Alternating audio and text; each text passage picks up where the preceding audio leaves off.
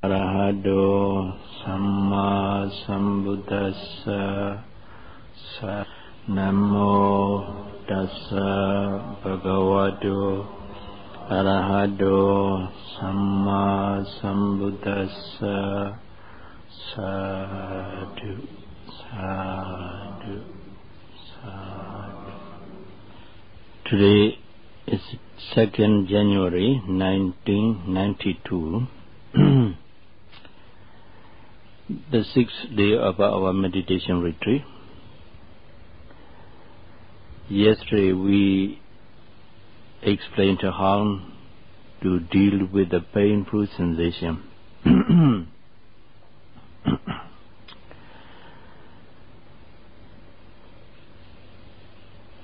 Yes,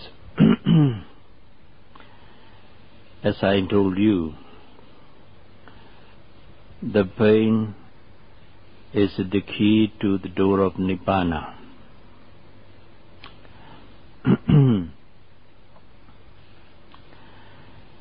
When the pain is well observed, attentively, energetically, first of all, you feel it unbearable, severe and stronger. You have to be patient with it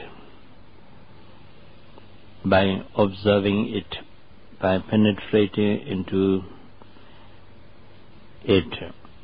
Then gradually your mindfulness becomes, your note mind becomes concentrated more and more deeply on the pain.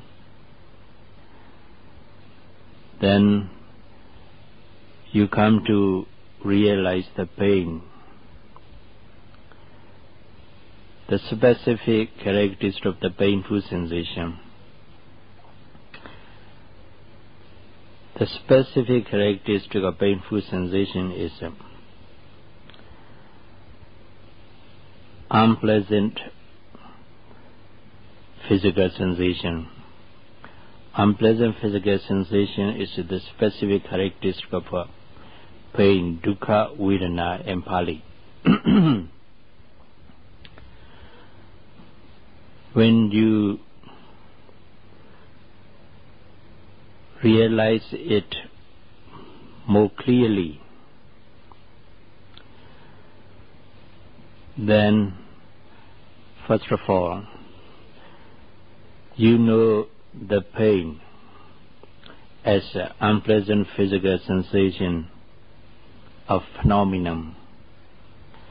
Then you distinguish between the pain and the mind that notes it.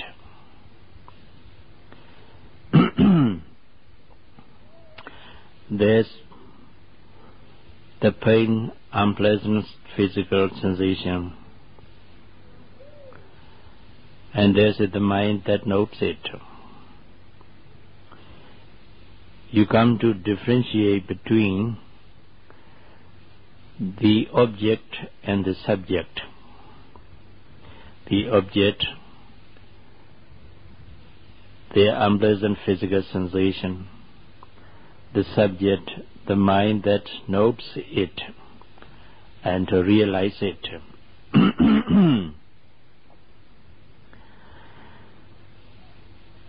This is the first insight knowledge of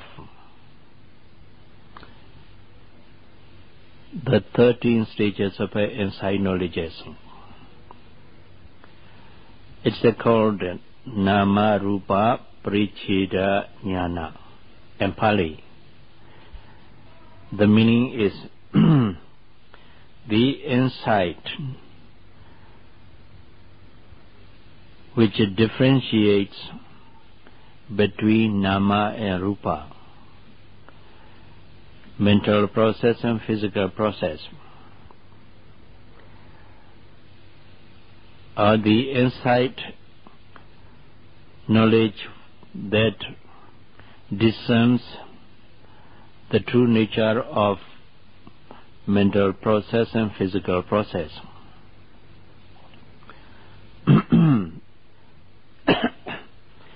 This is the first stage of insight knowledge.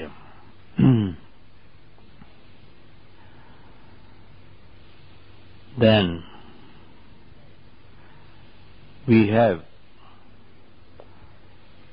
13 stages of insight knowledge, and one path knowledge, Maganyana, and one fruition knowledge, Phalanyana, and one review knowledge, Pachavakhananyana. In this way, altogether, a meditator has to go through all these stages of insight knowledge and path, fruition and review knowledges until he has attained at least the lowest path knowledge, that is Sotapattimagga. Out of these jnanas, insight, the insight that differentiate between painful sensation, the unpleasant physical sensation, and the mind that notes it, realizes it, is called Nama Rupa Paricheda Jnana.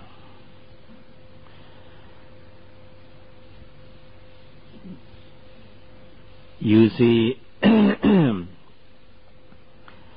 you can realize or penetrate into the true nature of painful sensation because your concentration is good enough. If the concentration is not good enough, you won't be able to realize any mental process or physical process. So, to have any insight knowledge, you need some degree of a concentration, which is called purification of a mind.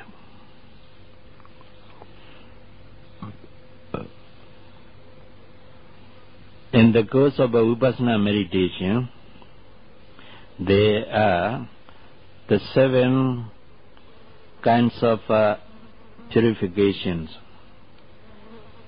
The first is Sila Visuddhi, purification of a moral conduct, morality. To purify morality, a moral conduct, we have to observe 5 precepts or 8 precepts. 5 precepts is abstention from killing, abstention from stealing, abstention from not stealing, abstention from taking what is not given, and abstention from sexual misconduct, abstention from telling lies, abstention from using any kind of intoxicant. These are the 5 precepts. If you fully observe these 5 rules of moral conduct, your deed and speech is purified. It means a purification of a morality or moral conduct. When you fully observe the 8 precepts, then purification of our moral conduct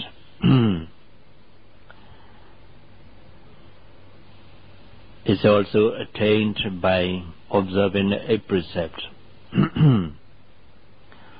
When you observe the 8 precepts, you have ample time to devote on your meditation. Because in the 8th precept, the 6th one is abstention from taken substantial food after midday.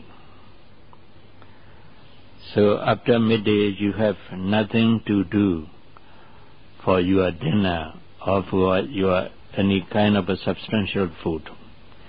So you have a lot of time to spend on your meditation. That's why you have to observe a precept.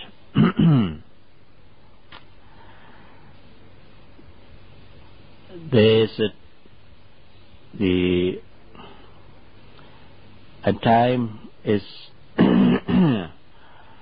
prescribed or fixed for taking juice or herb tea. That's also not very much important. When you are not hungry, you need not to take any juice or any herb tea. Then you have more time to spend on meditation. That's some of the meditators here do not go for juice or herb tea. Instead of taking these things, they spend on their meditation. They spend that period of time on meditation. Then their mindfulness and concentrations becomes continuous and constant for a large extent. That's why you should observe a precepts. Yes, purification of morality, sila visuddhi, means fully observing precepts so that your deed and speech is purified. When your deed and speech is purified, when you sit for meditation and focus in the mind on the abdominal movement or any other physical or mental process, sometimes your mind may go to your deed and speech. You may recollect some actions or speech you did in the past and you spoke in the past. Then that deed is not purified. You are unhappy about it. You get embarrassed. Sometimes you feel guilty conscious about it. When the mind defiled and feel guilty conscious, you can't concentrate well on the object of meditation. It means because you haven't attained the purification of conduct or morality, sila visuddhi, you do not have the purification of mind, deep concentration. When your deed and speech are purified, when you recollect your deed and speech, you are happy about the purity of the deed and speech. So you feel happy, you feel the rapture, your mind becomes calm.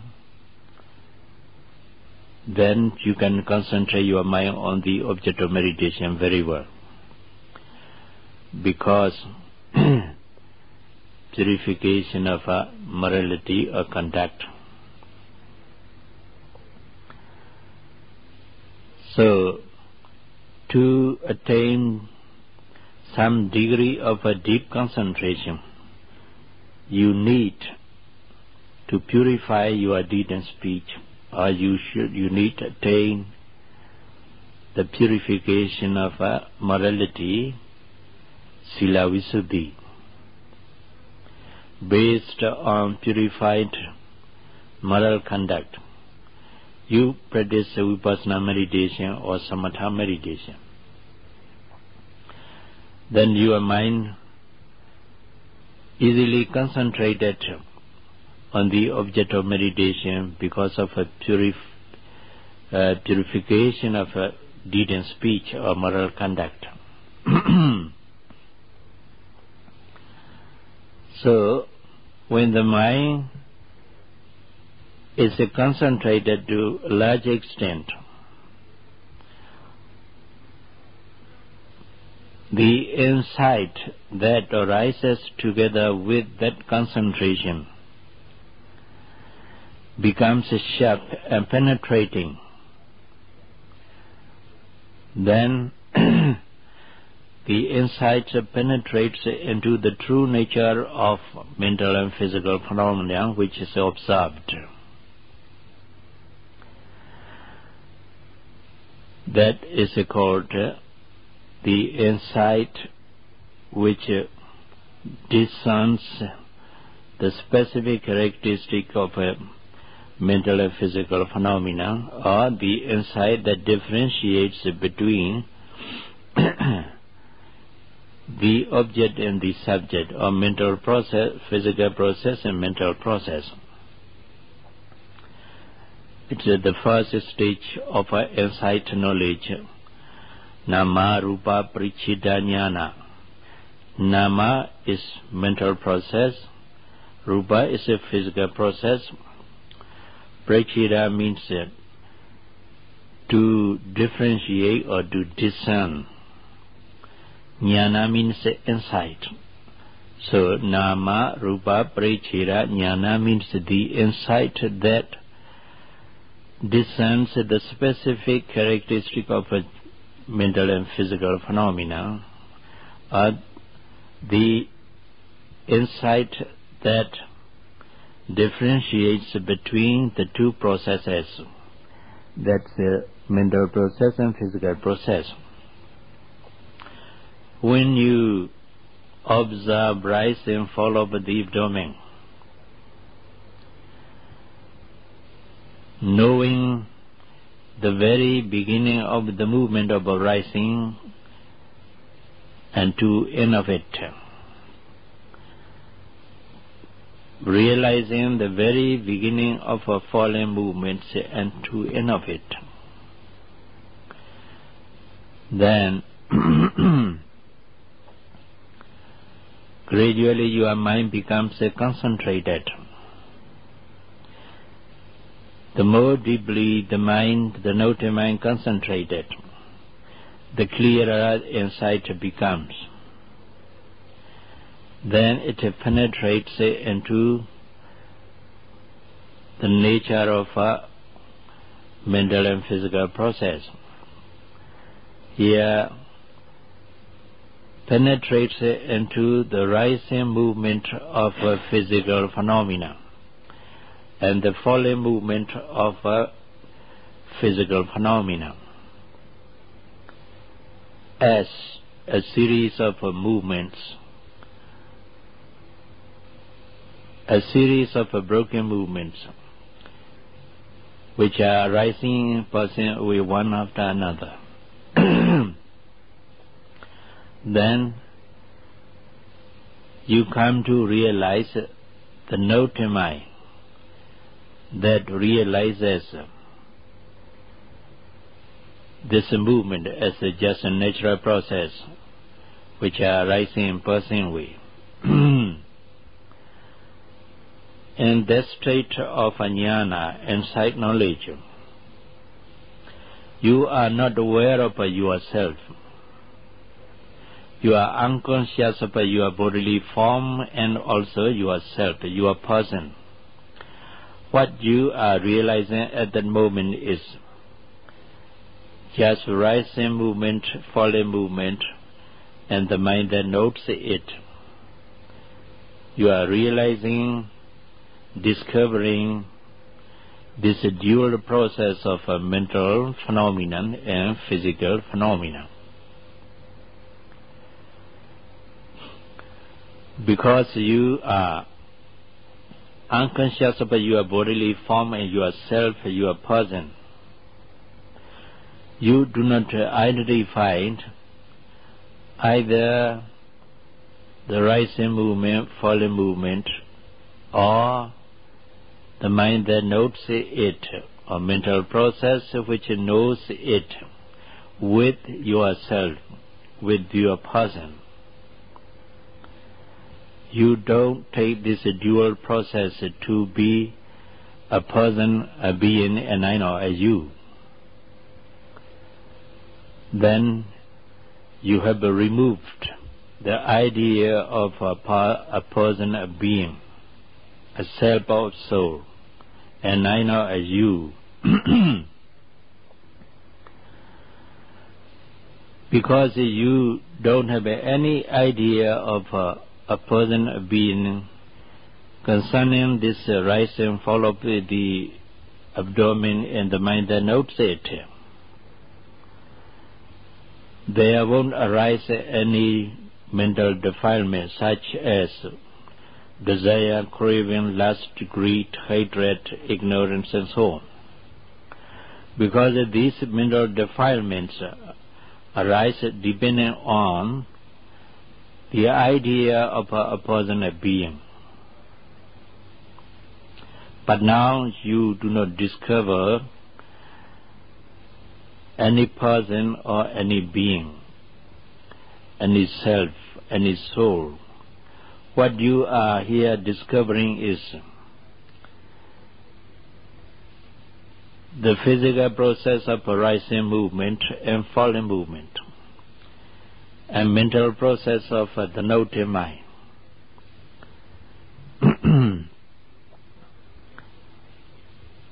These dual processes are also arising and passing away. They do not last even a millionth of a second. You experienced it, or you realize it through your personal experience with the help of a deep concentration.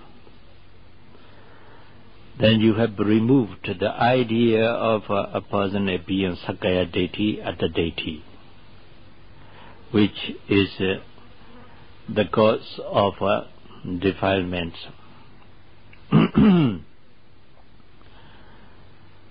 In this way, the insight knowledge that discerns the specific characteristic of the movement of a Vaya Dhatu, wind element, and the insight knowledge that differentiate between the object and the subject, the object, the mental process, and the subject, the object, physical process of movement, the subject,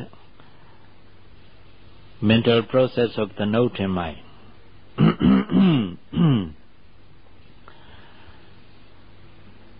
So it destroys the idea of a person, a being, Sakaya deity, Atta deity.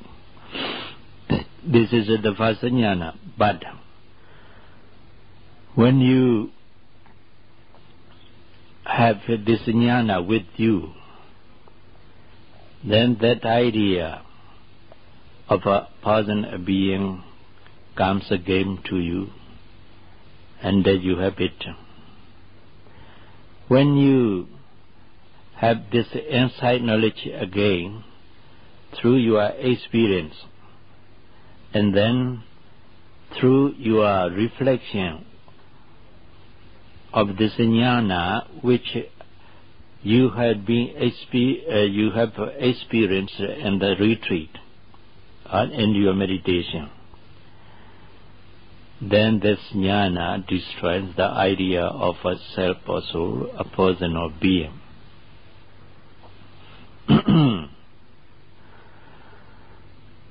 In this way, This mindfulness meditation, Vipassana meditation, enable a meditator to purify his view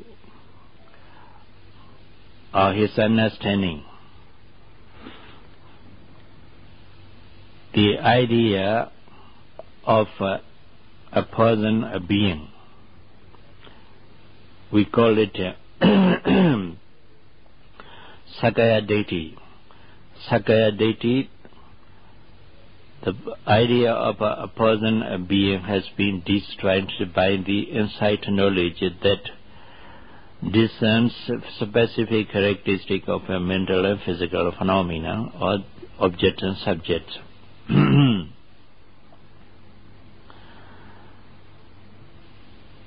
But we should be careful to have purification of mind. That's a deep concentration of mind. When the mind is not yet deeply concentrated on the object of meditation, here deep concentration means some degree of a deep concentration. For Vipassana meditator, very deep concentration is not needed, because when the note mind is very deeply absorbed into the object of meditation, then it's not able to realize any mental or physical process, because it's totally absorbed into the object of meditation. So Vipassana meditation need not a very deep concentration, but he needs some degree of a concentration. Say, the constant and continuous concentrated mind about at least 10 minutes, then 20 minutes, 30 minutes. If he can concentrate his mind deeply for about 10 minutes, that concentration is enough to help the insight knowledge to penetrate into the true nature of mental and physical phenomena. If the mind can be concentrated more than 10 minutes, 20, 30 or 1 hour, it's better. So, then what do we need to have purification of the mind? Here I need to explain to you what is the purification of the mind. When the mind is not well concentrated, some of the mental defilements or hindrance gets into the mind, then the mind gets defiled. When the mind gets defiled, it's not purified. So the insight that arises together with the defiled mind it's not sharp and penetrating so that it can realize this mental and physical phenomena in their true nature. So, when the mind is well concentrated on each object of a mental process or physical process, it's purified from 5 kinds of hindrances. The Pali text and commentary to them is said. What are 5 kinds of hindrances? They are sense desire, and ill will or anger or hatred, and sloth and torpor, and restlessness and worry. And the last one is the skeptical doubt. These are five kinds of hindrances which defile the mind when the mind is not concentrated well.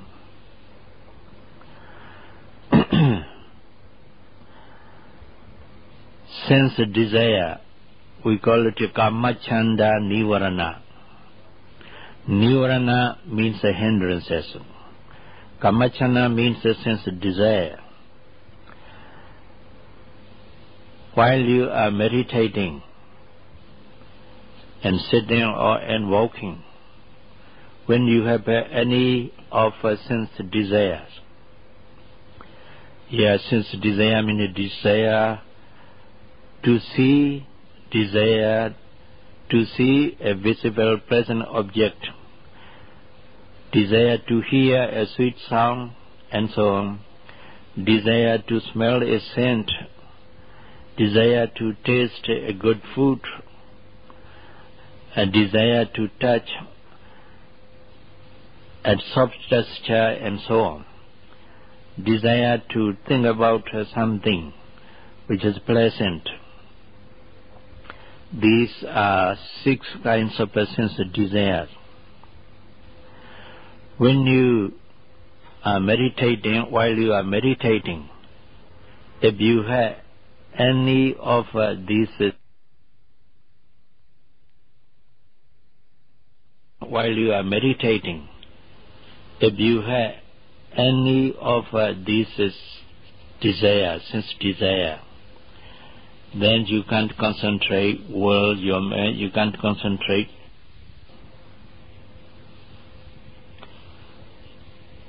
Rising, falling. You put in your enough effort in the noting, trying to realize the very beginning movement of rising and falling. But while you are engaged in that, you hear a bird singing around meditation hall. Then actually you must note hearing. But you fail to note because you like the bird's song. Then what does you have?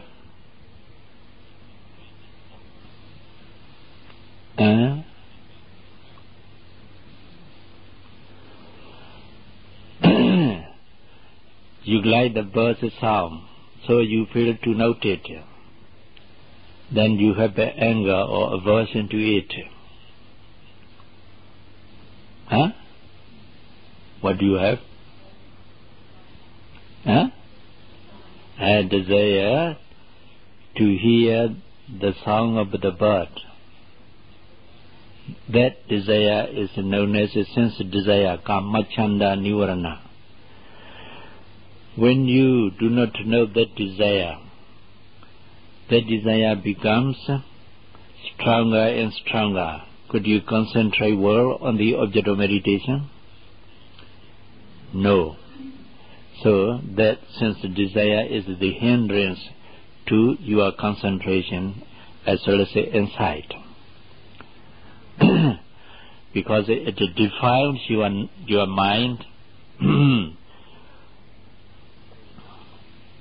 So this is a sense desire, which is one of the 5 hindrances to your progress and concentration as well as in insight. Then another one is Vyapada Nivarana in Pali, means ill will or hatred or anger. Vyapada Nivarana we call it. While you are meditating, sometimes you recollect what you were once insulted by a person, then what do you have? You have a pleasure, happiness, anger. Then when that anger is not noted, the anger becomes stronger. Then could you concentrate your mind on the object of meditation very well? Why? Because the anger agitates you, your mind, disturbs.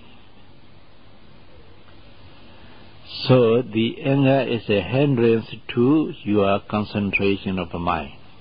So it's called nivarana hindrance. Anger, the same with disappointment, dejection, depression.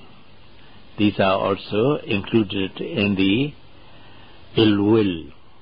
So they are also hindrance to your progress and concentration as well as insight too. Then, if you have any of these mental states or emotional states, and your mind while you are meditating, what should you do? Note it. Note it as it is. Then your noting should be energetic, attentive, and somewhat quick. Why?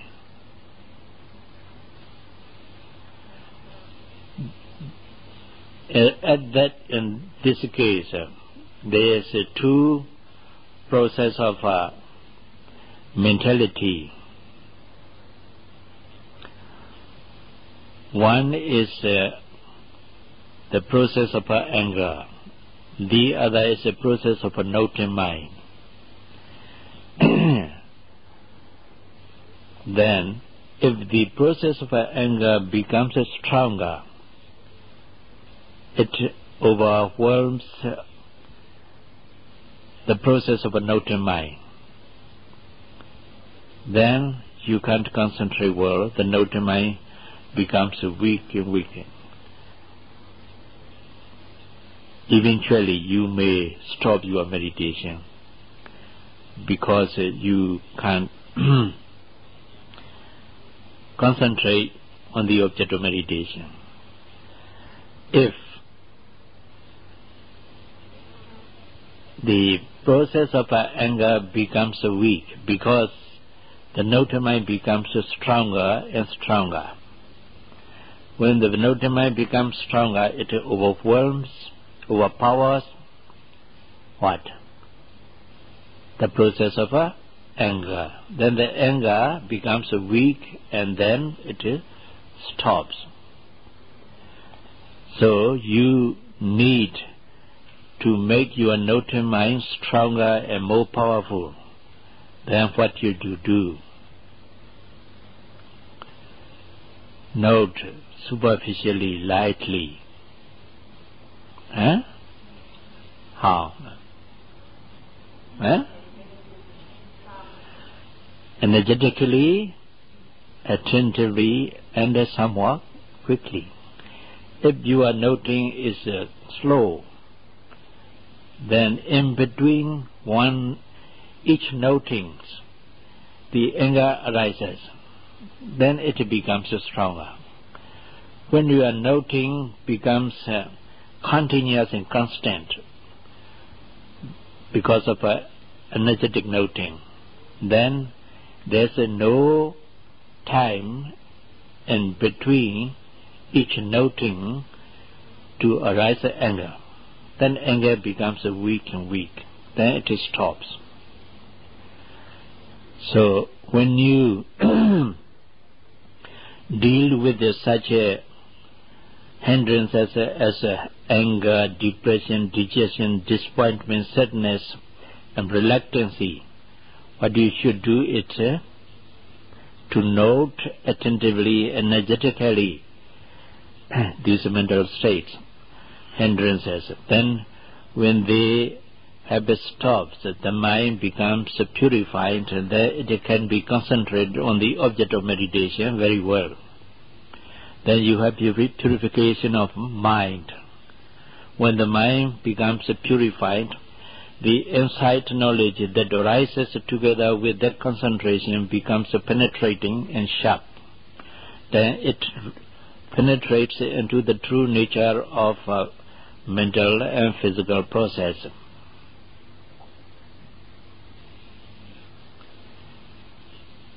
You understand? Do you agree? Why? Because it's right. Yes.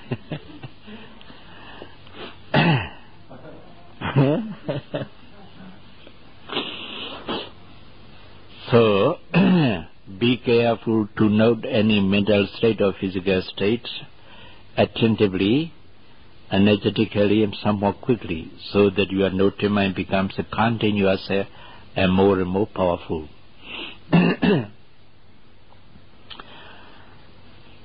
This is ill will, the hindrance of ill will. Vyapada nivarana, we call it. Then the third one is Tina Midda Nivarana. Tina Midda means sloth and tapa, mental sluggishness.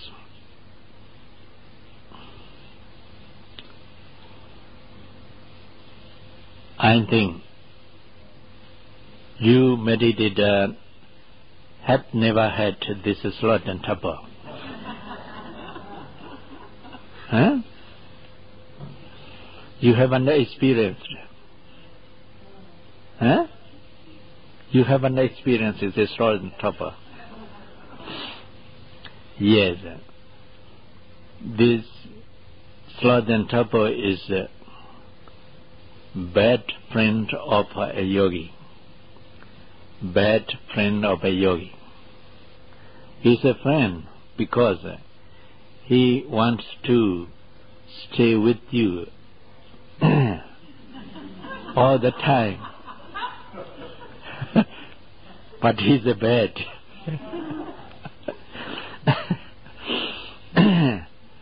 Then when you have this sloth and tapa, sleepiness, mental sluggishness, what should you do? Enjoy it. Enjoy it. Yes, sometimes you enjoy it. When you enjoy it, does it go away or does it stay on? Huh? Does it stay on? Then you should note it. Sleepy, sleepy, sleepy, sleepy. Attentively, energetically, so that you can make your mind alert and active. When the mind becomes alert and active, then sloth and tapa goes away.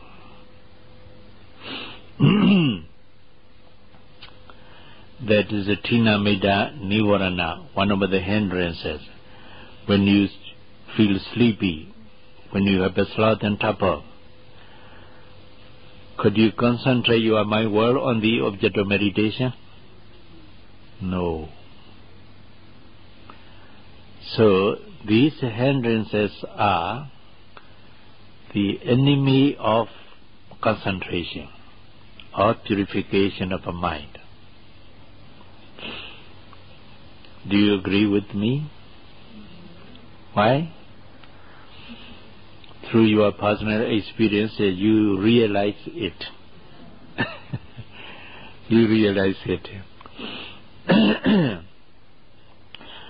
Then, when this sleepiness oppressed a yogi, he is helpless to note it. Yes, because his mind becomes dull, heavy, with the burden of sleepiness and sloth and torpor. So it's not able to note it, but you must try to note at this stage. You should open your eyes in this state of sleepiness and mental sluggishness. When you open your eyes, then your mind becomes alert and active to a certain extent. Then it has some energy to struggle with the sleepiness. Yes. Then you try to note sleepy, sleepy, sleepy, sleepy as much as possible, persistently and perseveringly.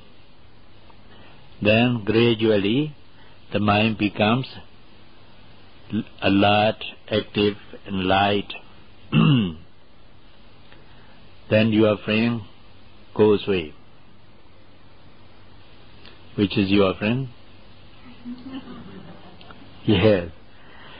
So, when the sleepiness, sloth and torpor has been destroyed, then you close your eye again. And what should you do? Contemplate on rise and fall of the Dhamma as well as usual, lightly, superficially.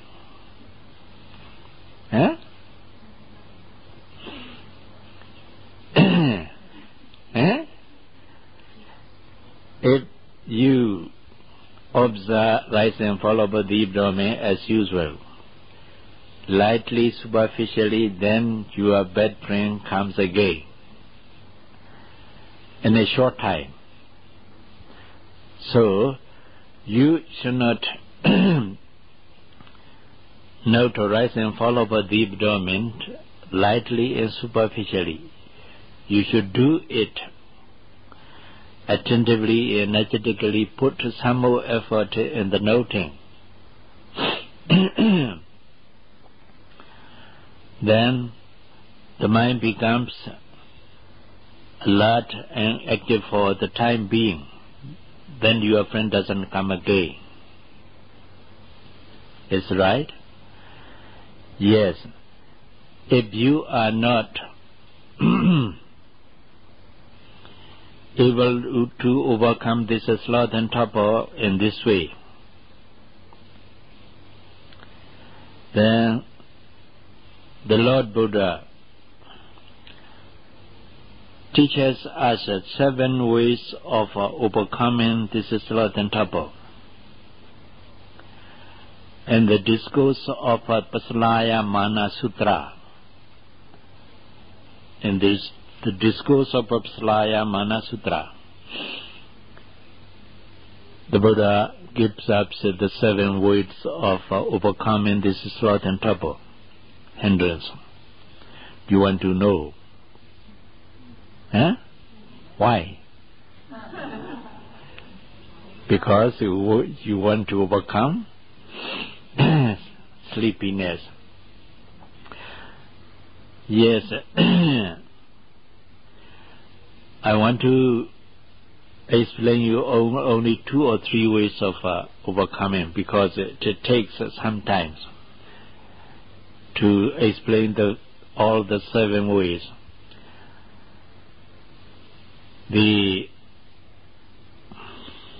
One of the 7 ways is, when you are not able to overcome the sleepiness by noting it attentively, actually you are not able to note attentively. Then the Lord Buddha said, you should pull your ears and twist at it.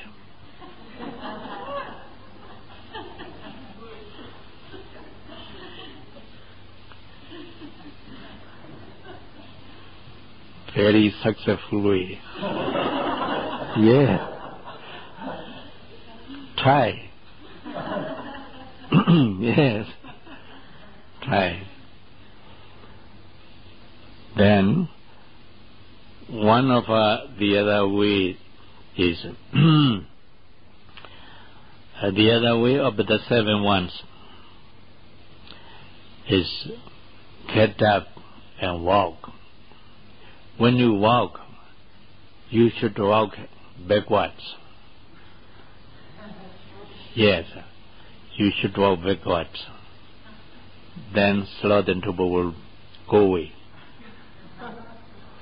If you do not believe in the teaching of the Buddha, you should practice it.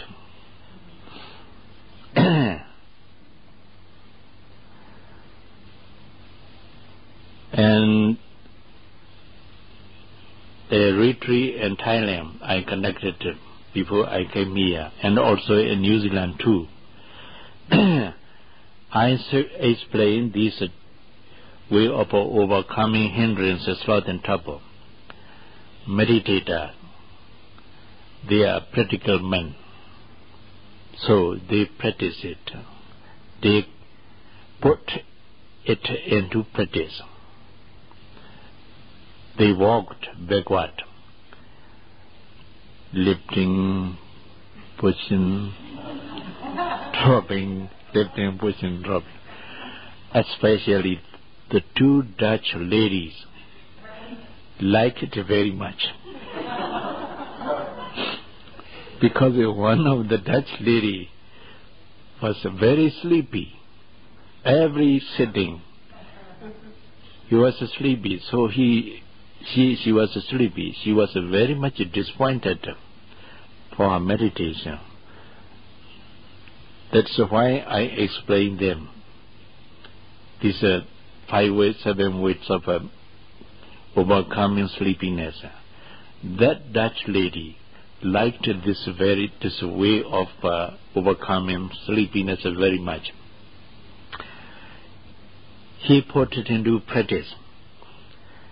She always walked backward. They are walking. The spaces for walking meditation is also very large, very good. So even at night, she walked backward.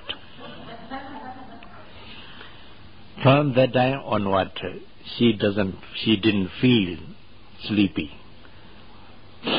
Sleepiness, sloth and torpor overcome.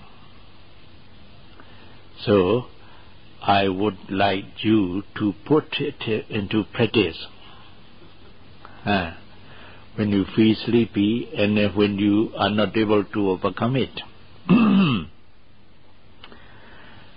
Then another way of the 7 ones is you get out of a meditation hall. When you are not able to overcome this sleepiness, sloth and torpor, get out of the meditation hall and look up at the sky and count the stars. 1, 2, 3, 4, and so on. Then look in all directions. Then you will feel light. The mind becomes alert and active. But the Buddha said, before you look up at the sky, you should wash your face. After that, you look up at the sky, count the stars, and look at the moon. But I think here in this retreat, you need not to look up at the sky. You should look at all directions to see kangaroos and rabbits. Then your eyes will become wide. The mind becomes alert and active. Yes, there are three ways of overcoming the sloth and trouble sleepiness. The Buddha taught us. There are also the other way, but we need not explain it because the three ways are enough for you. Huh? Is enough for you? Yes, put into practice. Then I want to tell you one of the way which one of my younger meditators practiced. In Burma, meditator is a young student, a girl, 15 years old. She was feeling sleepy, and every sitting, she was not disappointed, but she got angry. Because whenever she sit, then she's sleepy in a 5 minutes a time. Then I do not explain these 5-7 ways of overcoming over doubt, but she knows her way of overcoming. This is sloth and trouble. There's a big tamarind tree near the retreat center. Not near retreat center, meditation center, in the meditation center. There, she sit near that tamarind tree, facing the tree. Then her face is about, I think, 4 inches apart from the tree trunk. Then she meditate, rising, falling, rising, falling. In a 5 minutes time, as a usual friend visited her.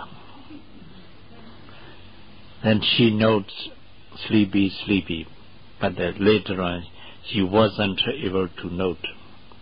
Then her forehead married to the fig tree. Blink.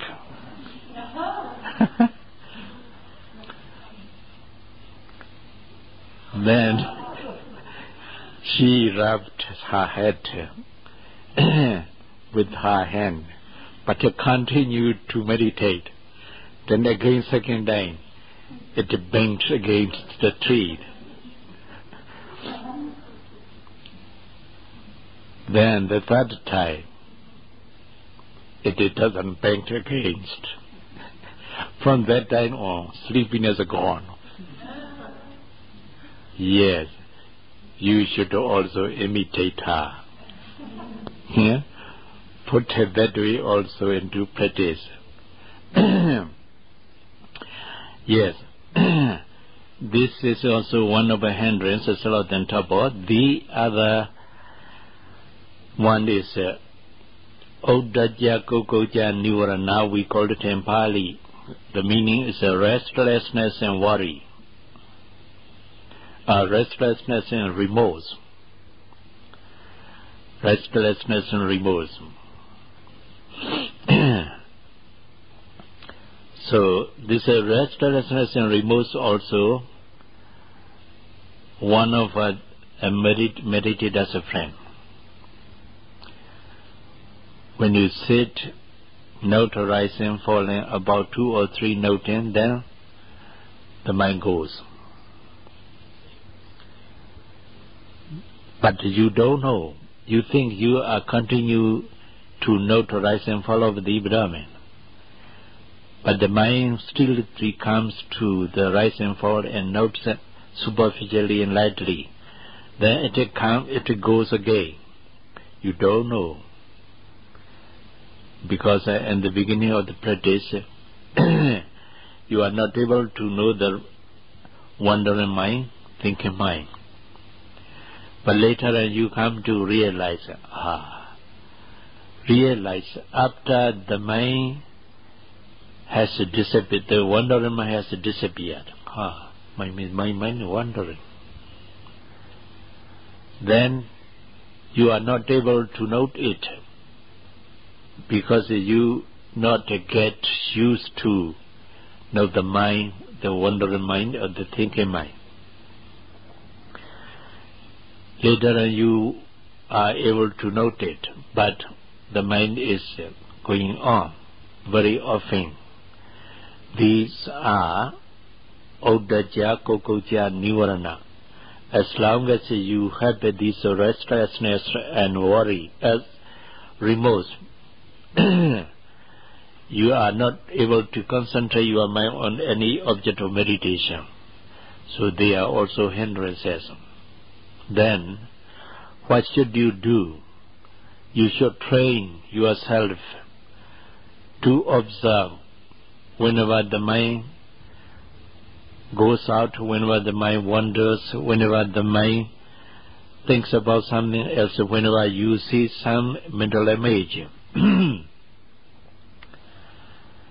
Then you should not, you should observe these mental states, which is wandering or thinking, attentively, energetically, and somewhat quickly, so that your noting mind becomes more and more powerful to overcome, to overpower the thinking process and wandering process. Then the thinking process and wandering process will stop.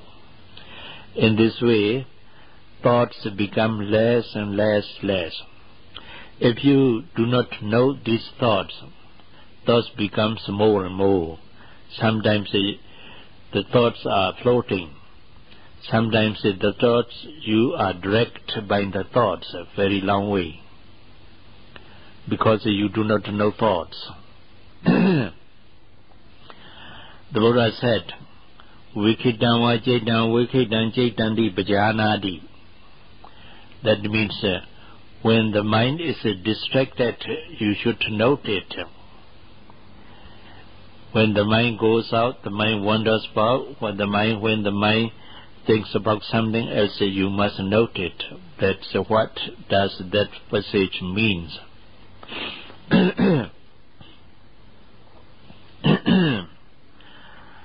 So, to overcome this restlessness and remorse,